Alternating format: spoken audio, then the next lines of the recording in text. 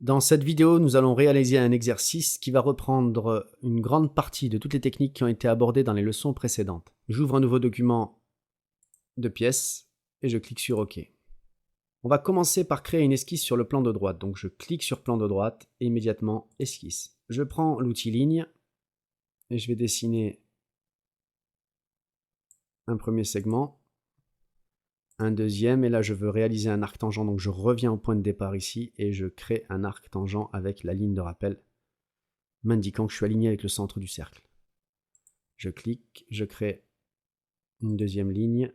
Ici, je viens m'aligner avec ce point et clic droit, basculer à un arc. Voilà une deuxième manière d'obtenir un arc tangent. Voilà qui est fait.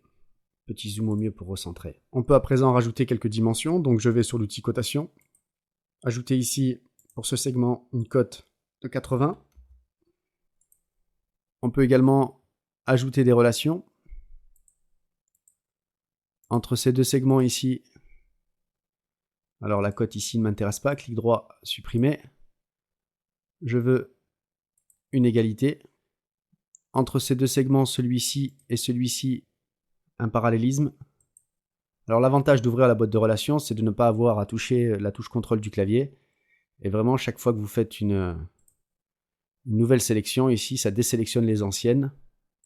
Comme par exemple ces deux cercles égaux. Je valide la relation pour en sortir. Encore une dimension ici, le rayon 20 mm. On peut ajouter une cote angulaire ici,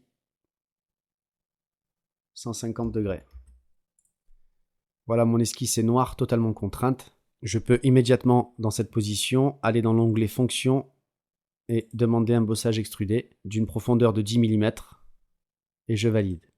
On va créer une deuxième esquisse sur cette surface plane, donc je clique dessus et immédiatement esquisse. Je l'oriente normal à moi. Je suis donc bien dans l'esquisse numéro 2, prêt à dessiner. Je prends l'outil cercle.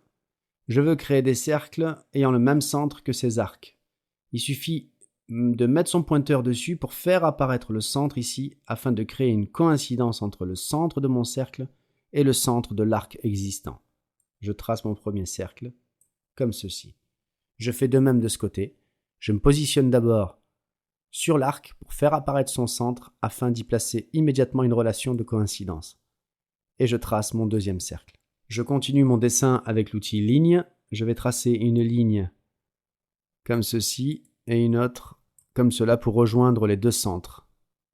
Je prends l'outil sélectionné. Je vais demander en sélectionnant cette ligne qu'elle soit, hop, axée directement ici, rendre horizontale ou également ici dans la boîte de relations horizontale. Et je clique dans le vide, sélectionner ce segment, touche contrôle du clavier enfoncé, cette arête du modèle. Je veux, hop, accessible d'ici, rendre parallèle, mais également accessible encore une fois ici. Voilà qui contraint et ajoute des relations à mes entités. Je valide. Elles sont noires, mais les cercles sont toujours bleus, ce qui signifie qu'ils peuvent être encore cotés. Je vais maintenant utiliser l'outil décaler les entités. Alors, l'option sélectionner une chaîne est sélectionnée, donc je la conserve. Je clique sur ce segment. J'ai bien la chaîne de segments qui a été décalée. Je veux un décalage bidirectionnel sur 10 mm avec l'ajout de cotes comme on a vu dans les leçons précédentes. Par contre, je ne veux pas de fermeture. Donc je décoche et je valide. Je réalise que j'ai oublié de transformer ces deux lignes en lignes de construction. Soit je les sélectionne maintenant grâce à la touche CTRL et je viens ici cocher dans les options pour la construction, mais je pouvais également le faire dans l'outil décaler les entités. Je valide. Je vais encore une fois utiliser l'outil décaler les entités. Je le sélectionne. Je veux unidirectionnel, donc je décoche bidirectionnel. Je veux toujours 10 mm avec l'ajout de cote. Et je clique sur ce cercle. 10 mm à l'intérieur, donc j'inverse. Et je valide. Je quitte l'outil décaler les entités.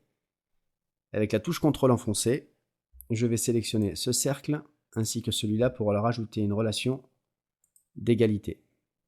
Je vais coter avec l'outil cotation ici un des deux d'un diamètre 25, entrée au clavier.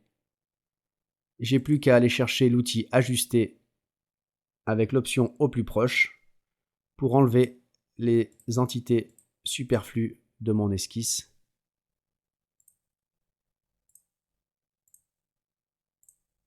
Je valide et je vais en profiter pour modifier la valeur de ce décalage. Je vais mettre moins de 10, je vais mettre 5. Je valide donc cette esquisse et je passe en vue isométrique ici. L'esquisse numéro 2 doit être sélectionnée afin d'accéder à la fonction bossage extrudé. Je vais créer une extrusion de 2 mm, donc j'ajoute ici une profondeur borne de 2 mm et je valide. J'aimerais que ma vue de droite ici, qui est active, soit ma vue de dessus.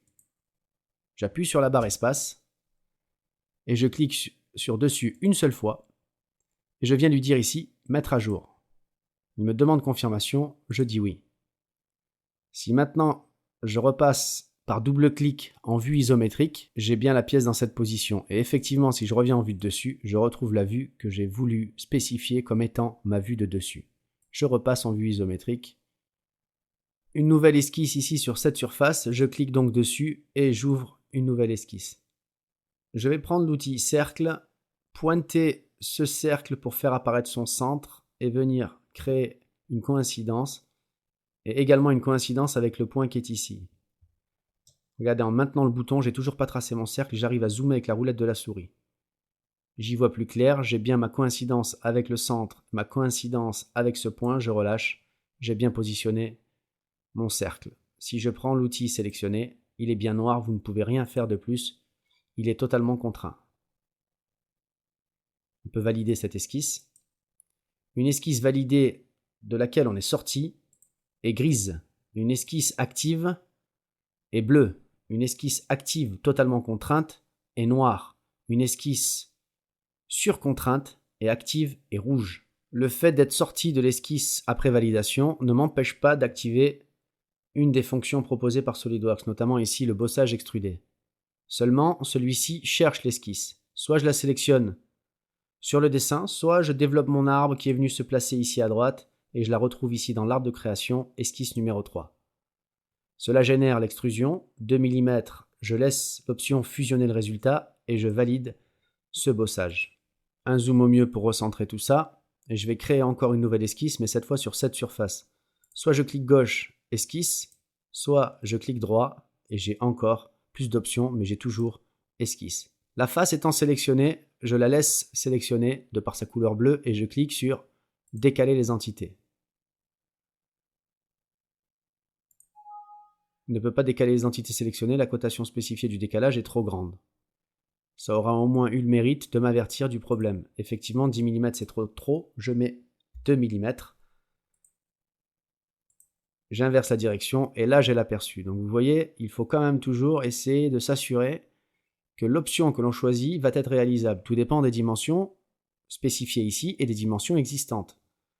Voilà qui est bon, ajouter des codes, c'est bon, je valide. Je sors de décaler. Toujours dans la même esquisse, je sélectionne cette arête et je clique sur décaler les entités. La valeur est de 2 mm. Si je fais un zoom sur sélection, regardez comment le logiciel centre exactement la zone de travail. Cela me convient, je valide et je sors du panneau. Un zoom au mieux pour recentrer mon objet. Toutes les entités de mon esquisse sont noires, l'esquisse est totalement contrainte, pourtant je n'ai ajouté aucune dimension, je ne fais que me servir de l'outil décaler les entités. Alors je vais appliquer une fonction, mais sans valider l'esquisse, directement avec l'esquisse active, extrusion ici, je vais mettre 1 mm, je clique pour actualiser l'aperçu, et clic droit, OK.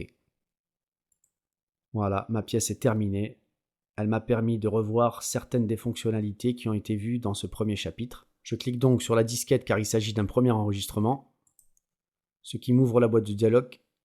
Je peux accéder à mon ordinateur selon les boutons qui sont ici ou directement depuis cet onglet-là. Je vais dans ma bibliothèque, vidéo.